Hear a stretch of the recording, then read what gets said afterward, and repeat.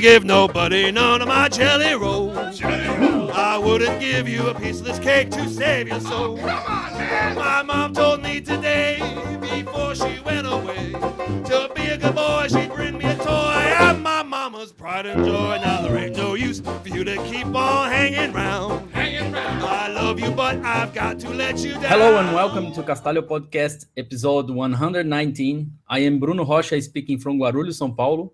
I am Eliezer Rezende, speaking from Pouso Alegre, Minas Gerais. Today, as you can see, we are recording another episode in English, and we are going to be talking about one of the new programming languages that has attracted attention from programmers and companies around the world, presented by Mozilla as a safe, practical, and concurrent solution, and with the promise to solve non-system programming problems.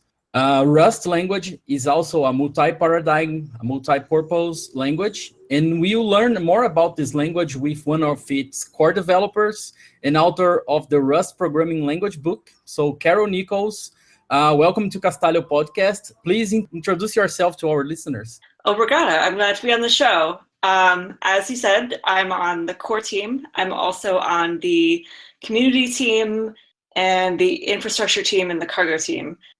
Cargo is the package manager for Rust. I also maintain Crates.io, which is the package registry website. And as you also mentioned, I'm hard at work with my co-author, Steve Klabnik, on the Rust programming language official book, which should be coming out in print soon. Great. So before we start, we will have some notes in here. So usually are three of us presenting the podcast, but today Augie cannot make it. So he left his questions in here, but he will not be attending and participating here live and also later on the audio. Okay, I have another reminder, which is that in the end of this episode, we are going to do a draw of one ticket for the next Python Brazil conference, which will be in October in Belo Horizonte, Brazil. And that's it, so we can get started. All right, so to get started, today we have two sides of the coin here. So I don't know much about Rust, and Bruno is studying it for a while now. And to get us started, Carol, please, can you tell us what is Rust? Why does it exist? And how does it compare with other system programming languages such as C++, D, and Go? Sure. So Rust has come out of Mozilla research, and it is aiming to be a safer alternative to C and C++. Those languages are known for a lot of problems they have. It's very easy to mismanage memory in such a way that it can cause security problems and crashes. If you look at a lot of the security vulnerabilities that are in the news, the root cause of those often goes back to C. And there really hasn't been a language that has emerged as a replacement for C yet, but we're hoping that Rust is looking good, I think, which I wouldn't be working on it if I didn't think it had a chance. I think it's a really great alternative to C and C++ that have these safety problems. The reason Mozilla is interested in investing in it is because Firefox is mostly C++, and Firefox has had security problems and has been known to be slow. And another aspect that's difficult in C++ is taking advantage of multiple processors and writing concurrent code. Rust, because of the ownership system that we'll get into, it makes it a lot easier to write concurrent code that does the right things, and it prevents data races at compile time. So Mozilla is slowly adding pieces of Rust into Firefox, and I think a little bit in the MP4 headers has shipped already.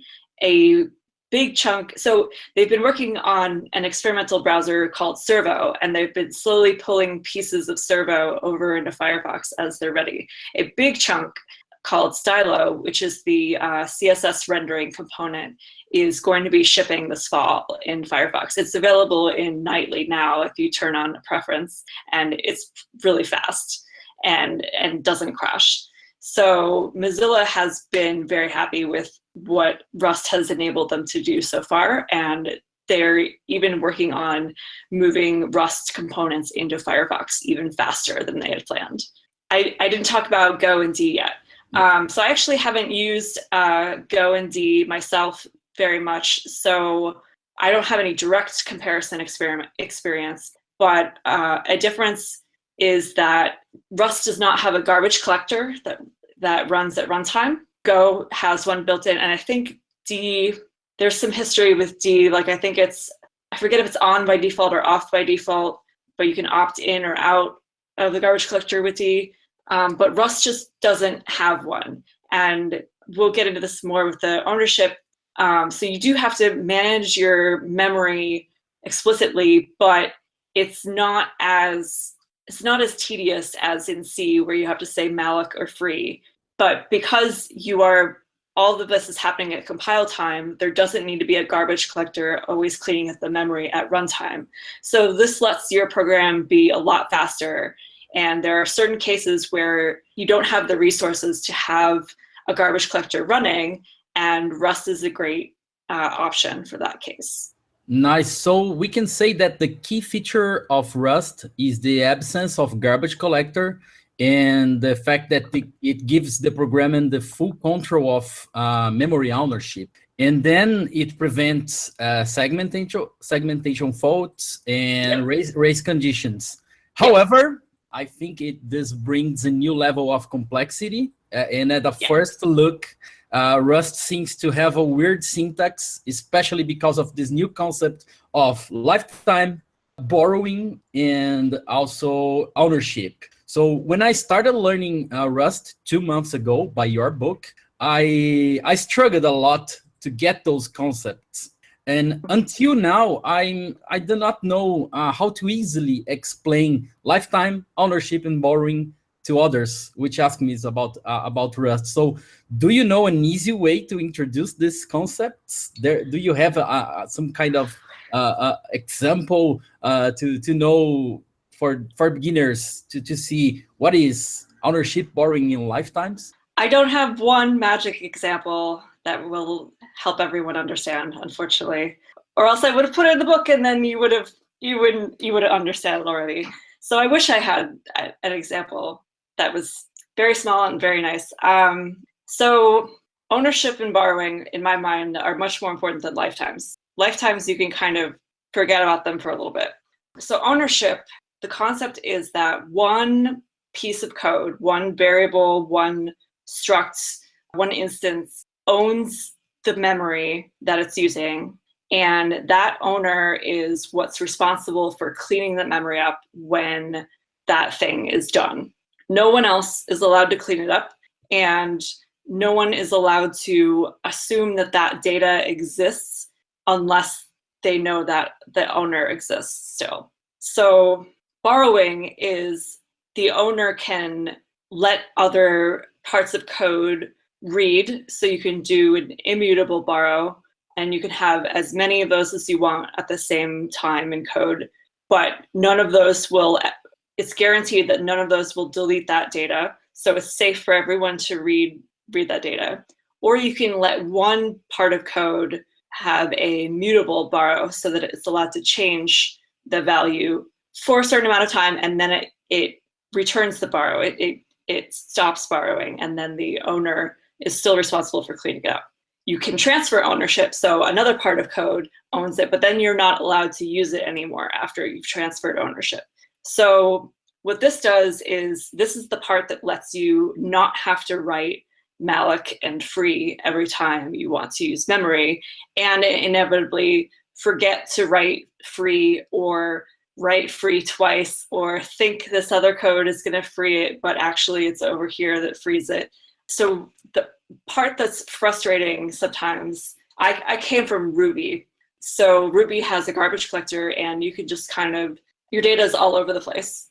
and you don't ever have to worry about cleaning it up or who's responsible for what data. So thinking in terms of ownership was really different for a long time.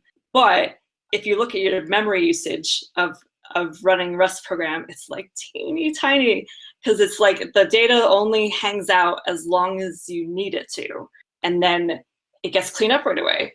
And you still don't have to write malloc and free. That is all just taken care of by Rust. The frustrating part is that if you write code the way you might write in Ruby, where everything's all over the place and accessible all the time, which uses a bunch of memory, sometimes the Rust compiler won't let you write that code. Your code won't compile at all, and you can't even test it or run it, which is really frustrating if you are used to working with code a certain way, and then it's like, no, you can't do that. And you're like, but I can write this in every other language I've used. So it's definitely different to think about this, but I never really understood C. All the like ampersands and stars and pointers, and it just never made any sense. And it was too easy to mess up, and you would just get this core dump and it'd be like, you messed up somewhere, good luck. Whereas with Rust, while it doesn't compile, a lot of work has been put into the error messages to show you exactly where the problem is, and hopefully give you a link to give you more information about why that is happening. So I am able to write systems code in Rust, whereas I'm not able to write system code in C. So while it is difficult and complex and new and different, it's enabled me to write code that I couldn't before, and write faster code and write code that uses much less memory. I feel like I just talked for a long time. Yeah, nice. So I think that the fact that most people think syntax of Rust is word syntax is because of that ownership and borrowing reference and the referencing control. And do you think, I know this is a polemic, complex topic. I read some discussions on Reddit about this, but there are some plans to add some kind of syntax sugars or helpers to make the life easier sometimes for this, or Rust developers are very conservative about having the things written on this way. You just have to put this on your mind and work like this. Yeah, there are some possibilities to making the syntax clearer, and there are definitely places today that So lifetimes are a way of telling a function how long the arguments and the return values live in relation to each other, so that the compiler can know that the code you wrote is valid, even though it doesn't have like the concrete values in there. That's the short version of lifetimes. And there are places where you have to annotate code with a lifetime parameter that there's only one way to write it. So the compiler should be able to figure that out, but we just haven't taught the compiler that it should be able to assume that yet. So the other aspect that affects changes to Rust is that we have very strong stability guarantees. We hit version 1.0 in May of 2015, and since then, we've promised that any code that you have written starting from 1.0 on will continue to compile in newer versions of Rust. So any changes that will break old code are not allowed. So the entire syntax is not likely to change, but we can tweak parts of it to make it more ergonomic. There's a big initiative going on right now called the Ergonomics Initiative, which is trying to improve these paper cut parts where we could make the compiler understand things so that you don't have to write this weird syntax. So there's work going on in this area, but it's difficult. Okay, so before we move on to the next question, we had some comments here on the chat. The first one is from the profile called Rustlang BR. While we talked about D and the garbage collector, he's saying that it is on by default, but it's not easy to turn off because there are some things that depends on it. And the other comment we got here is about a operating system with a microkernel, which is called Redux. I think that's the right way to say that. So I wanted to mention that because, as I said, all about Rust is new to me, and I really found out very interesting, because especially the operating system one, because you said that maybe in the future Rust will be able to replace C. So yeah, it seems to be the case with the operating system and the library. I see that they have a kind of libc, which helps you do stuff. There are some like Linux command line utilities that people are rewriting in Rust. The most exciting one is called ripgrep, and it's a re-implementation of grep, but it's way faster. So that sort of thing, it's going to take a long time to get an entire operating system of the scale that Linux is, but there are little pieces that are already happening, which is very exciting. Indeed. So moving on, another Rust component that has been highly prized is the package and dependency manager called Cargo. So Cargo has even been copied to other platforms and has even inspired NPM, which also has some parts of its own code base powered by Rust. So you are one of the developers and maintainers of the Crates.io, as you've mentioned, website, which is the Rust's official package repository. Could you please tell us more about Cargo and Rust packages, and then what are the challenges of maintaining the main Crates repository? Sure. So the interesting thing about Cargo and having a package manager is that like C and C++ don't have anything like this. So being able to use tools that developers are used to from Ruby and NPM and JavaScript is kind of a new exciting thing for systems programmers. Rust in the time up to hitting 1.0, because of the stability guarantees, a lot of the functionality that wasn't quite ready to be stabilized was pulled out of the standard library. So for example, random number generation is not part of the standard library, which is a little different than most other languages. And this functionality was moved into what we call a crate, which is the name for a library. And because Cargo makes it so easy to use crates, and Crates.io hosts a whole bunch of crates that people have written, I won't say it doesn't matter that they're not in the standard library, but it matters less than having something in the C++ standard library, for example. We're trying to make it very easy to make small libraries that are easy to install and use in order so that each library can iterate independently and nothing gets stuck in the standard library maintained forever, since we didn't have as much time to spend on things like random number generation as we did as the core functionality leading up to 1.0. So it's been really fun working on Crates.io. We are at a much smaller scale than NPM or Ruby Gems. I have a friend, Ashley Williams, who works at NPM, and I'm very grateful to her help because they've hit a lot of problems with scaling and spam and things along those lines that we're too small to have yet, but I am glad I know they're coming so we can prepare. I think a challenge is that we're still working through is trying to make it easy for people to find libraries that will do what they need them to do. We're working on adding badges and different information, trying to make it clearer who wrote a crate. We're now rendering the README of a crate on Crates.io to try and help show an example of how you would use the crate. But ultimately, you're never going to replace trying out a crate to see if it does what you need it to do for your use case. And that's a hard problem to try. And that's what everyone would like us to be able to tell them automatically. So it's been interesting and difficult trying to figure out how to replicate that, or not replicate, but provide more information than just the name of the crate. Right. So to give us an idea about the stats, do you know how many packages are currently available on Crates.io? 11,348 crates are available today. Oh, that's a huge amount. Yeah, I know that Python has, I think, 100. 150, something like that, I think. Yeah, 150,000. Yeah. Yeah, so that's a lot more.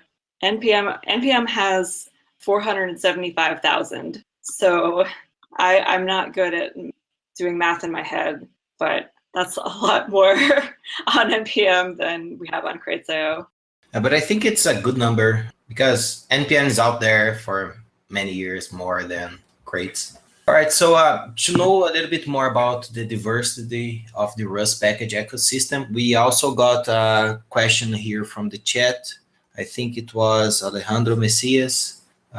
He asked about web frameworks, and maybe you could comment about how do Rust have data science libraries? Do Rust have web frameworks? I don't know how many types of different packages or ecosystems would be available on as Rust crates. It's not package, it's crates, right?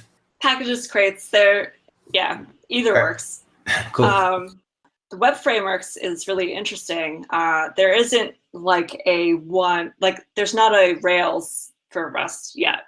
There are some pieces and there are some smaller frameworks. Iron and Nichols are two of them that are. Nichols has been based on Express.js, and I think Iron feels a little bit like Sinatra from Ruby.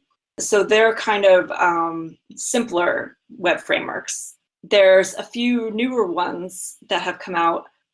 Rocket is one that makes a lot of use of Rust macros, which let you do kind of templating sort of like things. So some people like that and some people don't like that. It also uses Rust nightly for some extra features that have not been stabilized yet. So, and again, some people are happy to use nightly and some people would prefer to use the stable channel. A new one that just came out recently that I haven't had a chance to try yet is Gotham. And so that there's new web frameworks all the time, and the community there's not a clear winner yet. Another interesting piece of the web framework is the ORM, and so this would be a library that will talk to your databases and create Rust data structures that correspond to your databases. And in that space, Diesel, which has been written by Sean Griffin, who has worked on Active Record for Rails, Diesel is probably the clear winner at this point. It's getting more and more fully featured all the time. Crates.io uses Diesel now. And so that is a piece of the web framework story. And I think we're going to continue to see more experimentation around pieces of the web framework and trying to put the different pieces together so that there are definitely people working on making a web framework that will make it easier to make web applications in Rust, but we're still kind of figuring out the pieces. Nice. I also want to mention another crate I like very much, which is CERD for data serialization. It's very interesting that it can transform JSON data into Rust structs, and it's very magic somewhat. It just works. I like it very much, and I think this is one of the Rust crates we can copy and make it a clone on Python, Ruby, and other ecosystems because it works very, very nice. Mm-hmm. Yeah, and so just to complete the previous question, do you know if there is some place for data science in Rust yet or not? There's some experiments or? I know there. I'm not very familiar with this space. I know there have been some machine learning type things. I think again, there are people who want to get there, and I think there's work to do to get like the scientific and math algorithm libraries built up before it will be easier to write a data science machine learning kind of thing. So I think that's coming. Yeah. I have one more comment about this topic, which also I think it's polemic. In Python community, it's very polemic topic. We already discussed this on our on some episode, which is about documentation. And there is a feature I like very much in Rust, is the fact that documentation can be written in the code using Markdown syntax. And Python developed its own language, which is restrictor test. Most of people on Python developers like, but I feel more comfortable with Markdown, and I like it. But I know that Markdown has some limitations sometimes. And I just want to know, what do you think about it? It's working good, or the limitations of Markdown are already hitting Rust documentation space? I think most people are happy with Markdown. I'm trying to think of any limitations, and I can't think of anything off the top of my head. My favorite part of the Rust documentation that goes with your code is that you can put examples in your Markdown that get shown on your documentation, and then when you run your tests, that checks to make sure your examples compile too. So that's a really neat way to keep your documentation examples up to date with your code. So that has worked out really well, and we actually use that with the code examples in the book, so that we can. But the code examples don't always do exactly what we want it to do, especially as Rust upgrades and sometimes fixes problems, and then we expected something to fail, and then it starts passing. But that lets us find those problems a lot easier, and make sure that we at least keep the examples compiling that we mean to be compiling. Yeah. So that's been very useful. Nice. Yeah, I know that Python, which is I talk about a lot about Python because it's the language we most work.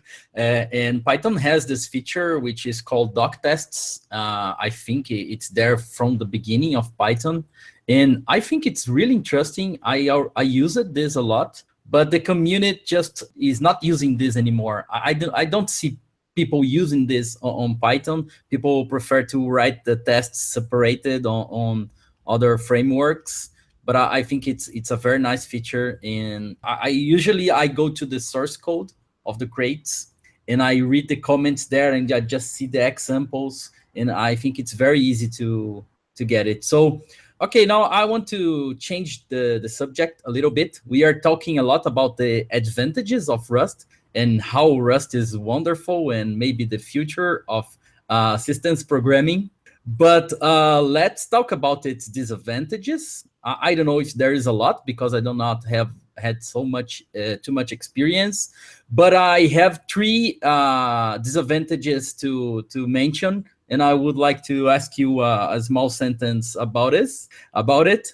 So the first one I already started talking, which is the lack of resources targeting beginners. In other words, I do not see too much Rust for Dummies tutorials and things like this. So it's not easy to get started learning Rust. So what do you think about it? And is there some kind of working group doing some work for this? So there is a documentation team, and they have a wide variety of focuses, including documenting crates and documenting the standard library, as well as creating things like tutorials. I definitely think we need more resources. Our book should be coming out in print soon. There's a book from O'Reilly that I think I forget if it's been released or not, but it's very soon. Manning is coming out with a Rust book as well.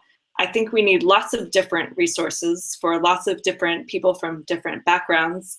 A challenge with the Rust book is we're aiming for, our target audience is people who have programmed in at least one other language before, but we're trying to make it relevant for any programming language. So it's sometimes difficult to give people coming from C++ and people coming from Python, Ruby, JavaScript the types of resources they need in one book. So I want more books and more tutorials and different kinds of things.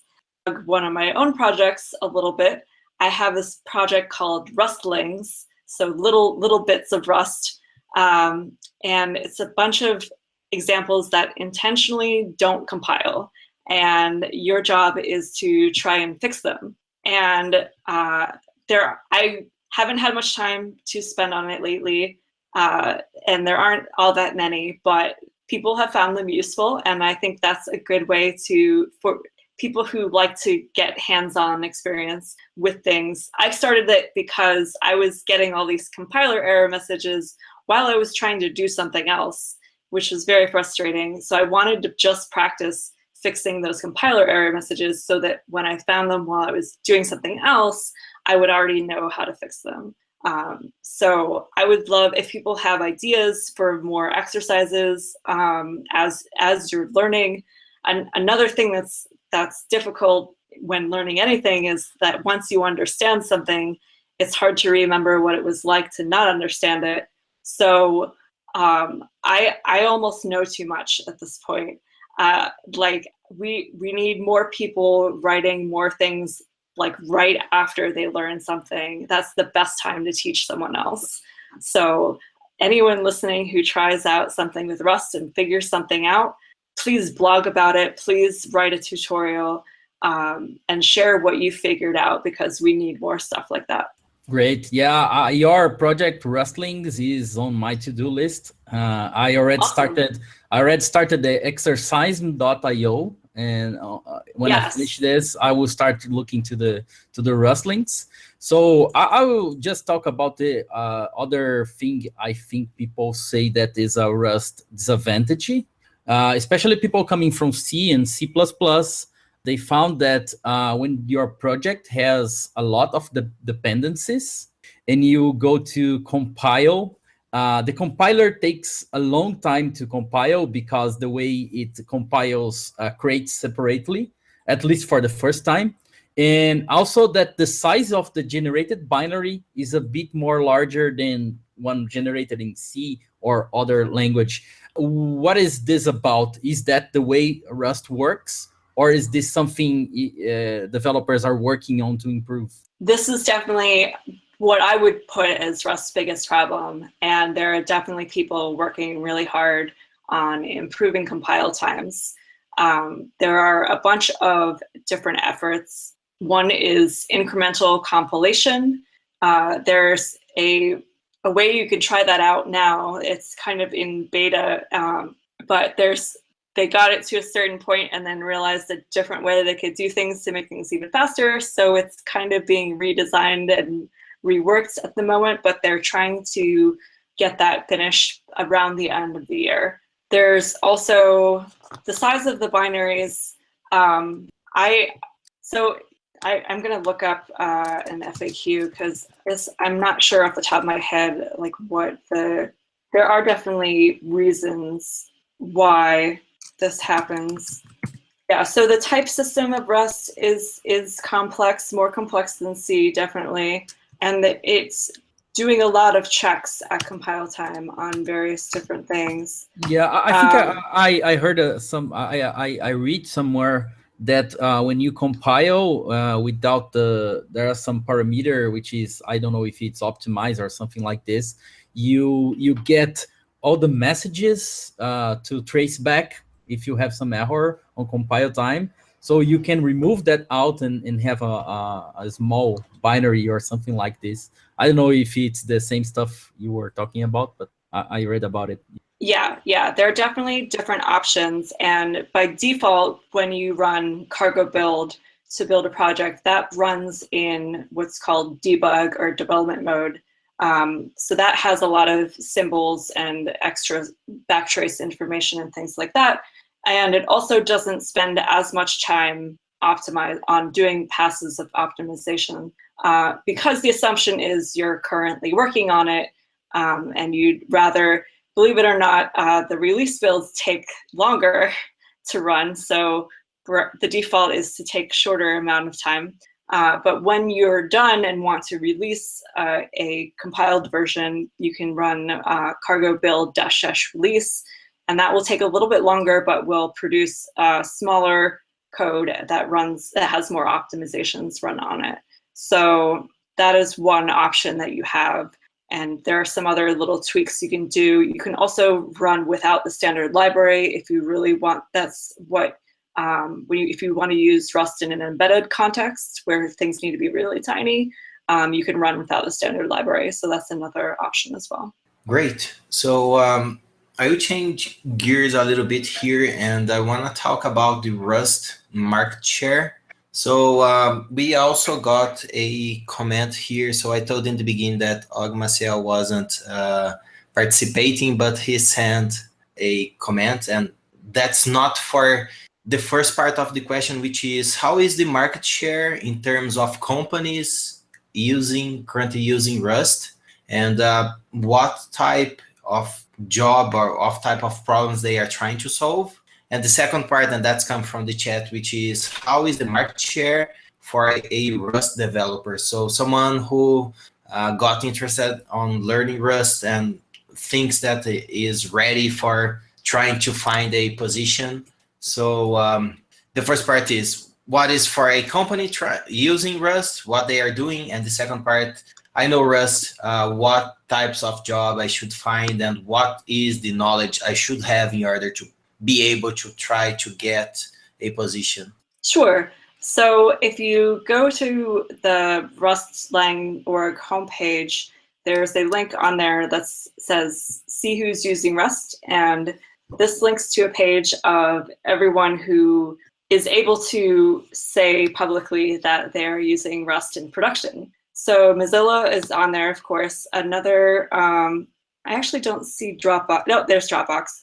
Dropbox is shipping Rust in their client software. Habitat by Chef is a DevOps tool that uses Rust. As we mentioned, NPM is using Rust for some of their infrastructure that needs to scale.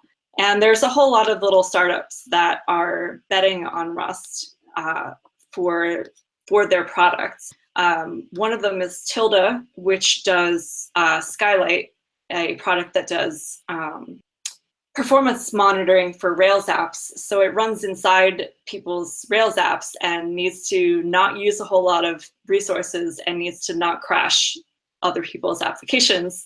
And Rust was pretty much the only, and for something maintainable and safe that a lot of people could work on. So there are a bunch of startups like that who are using Rust. There are also projects at some bigger companies that aren't listed on this page for bureaucratic reasons.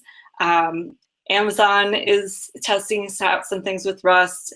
Facebook is using Rust. They have made a Mercurial server that can handle their humongous mono repo written in Rust. I think Google is using Rust for, what is it, Fuchsia, I think is their experimental operating system or something like that. I'm not sure exactly the details on it.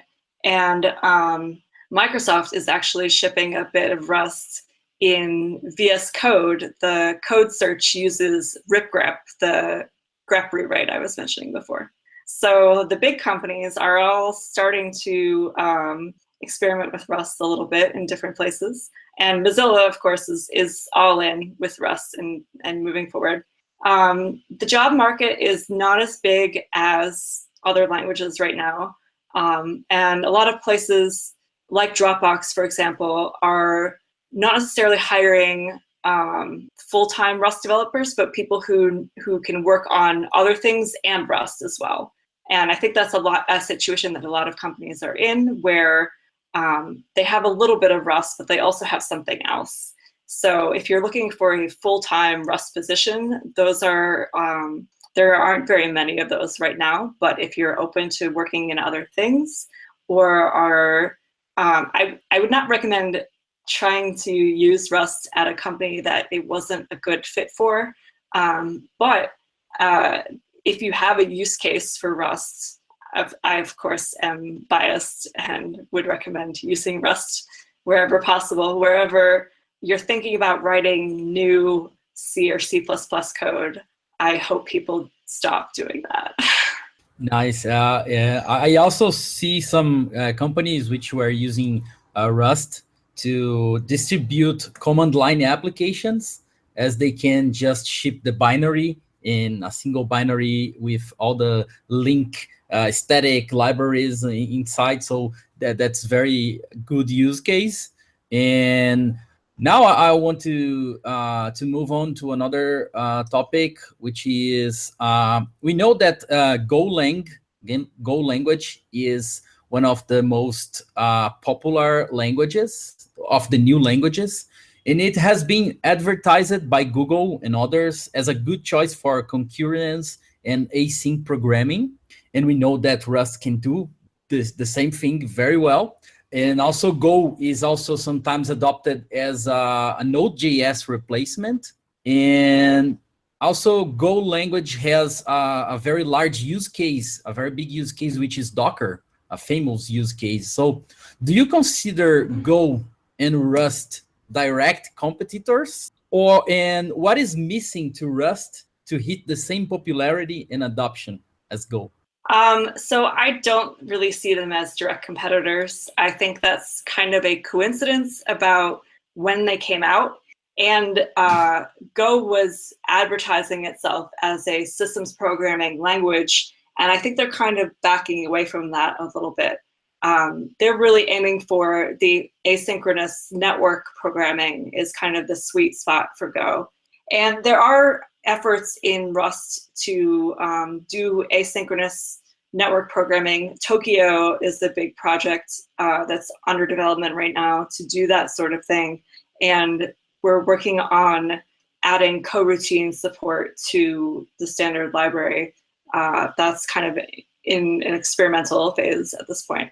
But again, like I think Go obviously has Google behind it. So that Google is very large, and that makes it that gives them some credentials that Go is probably going to stick around. And if Google picks it, well, then it must be a good decision, sort of things. And we don't really have that yet. We haven't really proven ourselves. I think Mozilla using it in Firefox is going to be a big deal as that becomes more and more using Rust, and it goes out into the stable Firefox, and people are able to experience how much faster it is. But in general, I think we just need more evidence and more people using it in production and more time to show that we're stable, it's going to stick around, it's safe to depend on, and that sort of thing. So I think it's just going to take time. All right. So getting into the subject of people willing to learn more about Rust, how they can get involved with Rust. We've mentioned about your book and some of the tutorials out there, also the Rustlings project you have. So what else is available to someone trying to learn Rust, like maybe YouTube channels, books, groups? Also, if you can recommend or suggest any code editor or something that would help writing Rust, that will be great. Sure. A lot of people like using VS Code, Visual Studio Code, for Rust, and that's one of the projects is the Rust language server, which is trying to provide a common backend for a bunch of different editors for things like code completion and jump to definition and things like that. And the VS Code extension is one of the first uses of that in a real editor. So I know people who use that a lot and really enjoy the experience in VS Code. As far as the other books, there's also a video series called Into Rust, and I think it's intorust.com. And there are people working on adding more videos to that, but that's a bunch of screencasts. Let me think, what else? So there's an interesting effort going on right now that we're calling the impl period, the implementation period. So from now till the end of the year, we usually make decisions through this RFC process, request for comments. But it takes a lot of time to write up a proposal and discuss it with a whole bunch of people and refine it and decide on it. And there's actually a bunch of things that we've decided we want to do, but that we haven't had time to implement yet. So from around now until the end of the year, we're not going to be focusing on working on requests for comments and proposing new changes to Rust. We're going to work on implementing the things we've already decided we want to do. And there's about 35 working groups of people leading these little teams who have made a whole bunch of starter issues for people to start contributing to Rust. So there's details about this on the Rust blog, blog.rust-lang.org. It should be the latest post on there. So, and there's a Gitter chat room for every working group, and there's lists of starter issues for you to get started on. So if you've gotten started and you want to contribute or want to get going on a real project, this is a great time to get involved and a great way to get help doing that. There's also a Rust beginners channel on Mozilla IRC that is full of really friendly people who will answer any question that you have about Rust. Cool. So the chat here is on fire. We got another question here. Is there any Rust testing framework? It is built-in, or you need to install it? There's basic built-in testing functionality. It's you can write a test function, and you have things like assert and assert equal, and that's enough to get going with testing. This is another area that I'm interested to see how things come out, and there was a library I haven't tried out, but I wanted to try out, that I saw that makes better error messages when your test fails. And it makes like a colorful diff. It's called pretty assertions. So when you have like a whole bunch of stuff that doesn't match, it tries to highlight the small parts in there that don't match. So again, we're still kind of in early days, and the functionality is basic, but there's opportunities for libraries to improve this. Great. Yeah. So, and as you were talking about the implementation period, which is starting right now, what about the future of Rust, and what is some interesting new things you developers are working on and we can expect on the next release? There are some really breaking change or breaking feature. The breaking change is interesting. One of the RFCs that got approved recently was one to introduce the idea of epochs into Rust, to make Rust kind of like C++ and Java, where you have like C++ 11 or C++ 17, and make small backwards incompatible changes to improve the language. So we haven't made any of these changes yet, and we just approved a framework for possibly making these changes. And the scope of these changes would be very small, and I think the plan is to make an automatic tool to upgrade your code to the new version automatically. And by default, if you don't, you have to opt into the new epoch. If you don't do that, all your code will just continue to compile, and you can keep upgrading the version of the compiler, but stay on the old epoch. So this was a very controversial change. I think where we ended up is good, because it will allow us to make some improvements to the language without breaking old code. But again, we haven't made any of these changes yet, so exactly how this will work in practice is yet to be determined. But that is something that will change things in the future, definitely. So before we go to the last part of our show, which is the interesting top 5, I will do a quick break, because we are today giving a ticket for Python Brazil conference. And now I just want to know who is the winner. And we had 11 people who filled our form, and then we are going to find who is the winner. I'm going to get one number between 2 and which is the last one, 12. And our winner is number 9, which is Antonio. Antonio, I'm going to send you an email and the instructions for you to get your ticket to Python Brazil. And on our next episode, we are going to give another 2 tickets for Ruby Conference, which is the biggest Ruby conference in Brazil. So next week, we are going to give them another 2. And now it's the time for the final top 5, the most interesting part of our podcast. All right. So it's been a great conversation, but we from Castalio, we don't care only about technology. We love technology, but we also want to learn a little bit more about the person we are interviewing. And that's why we have this top 5 section. So we would like to know which are your suggestions for music. So it could be when you are writing Rust code or just chilling or something else. So let us know, what would you recommend for us to listen?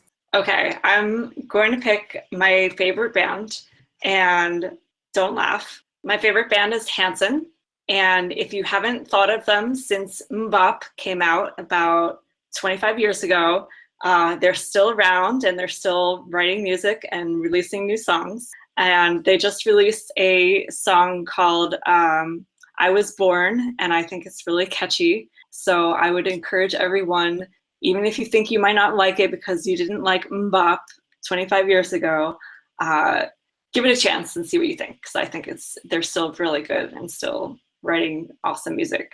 Very nice. I didn't know that they recorded new music. I think that band ended some years ago. Nope, they're still around. Yeah, we have a playlist on Spotify, so we are going to add your recommendation for Hanson. Awesome. Yeah. Okay. I think now we are going to ask you about books. Do you have any book? Don't need to be technical. Any kind of book, anything you like to read. I have 2 book recommendations. One is a book of short stories by Roxane Gay called Difficult Women. These are hilarious and sad and interesting short stories about a lot of different kind of women.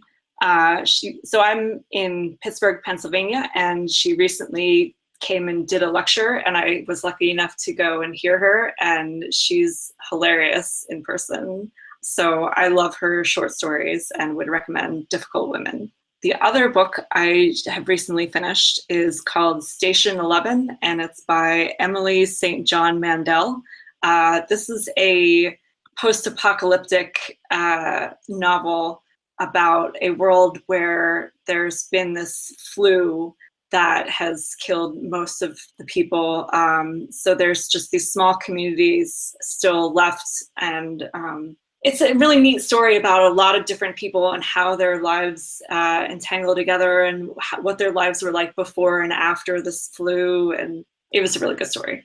Excellent. So the last thing we want to know is about movies, and it could be not only movies, but also TV series, whatever related to TV in general. This is a hard one that I don't have one picked out. The TV I'm watching right now is the newest season of BoJack Horseman on Netflix.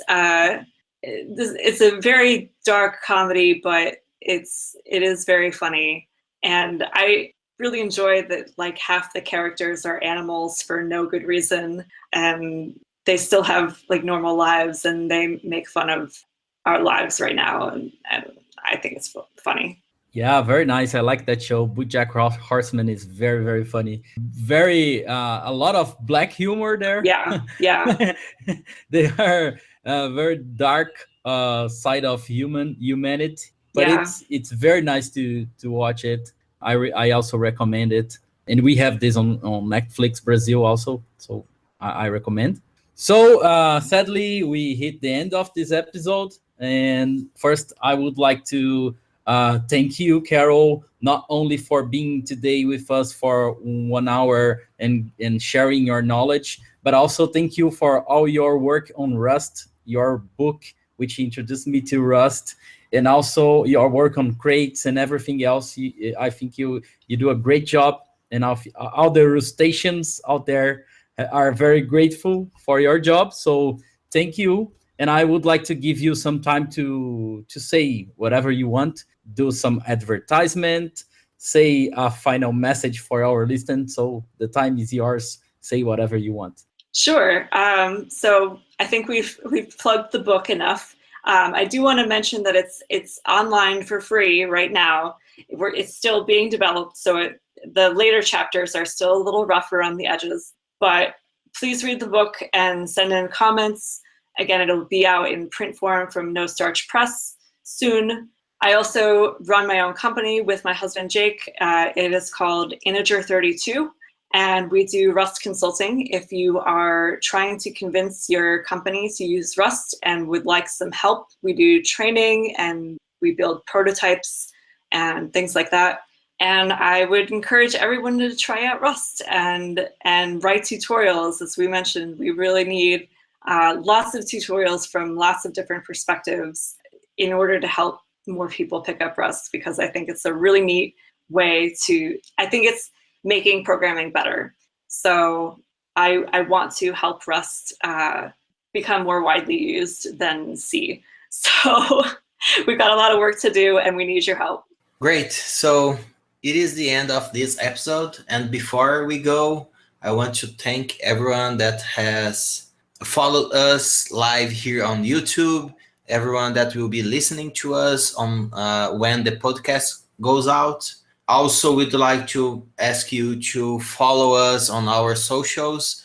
We have a Facebook page, we have a Twitter. Also, our website is castalio.info. Feel free to drop us out a comment and suggest anyone else that we want us to interview.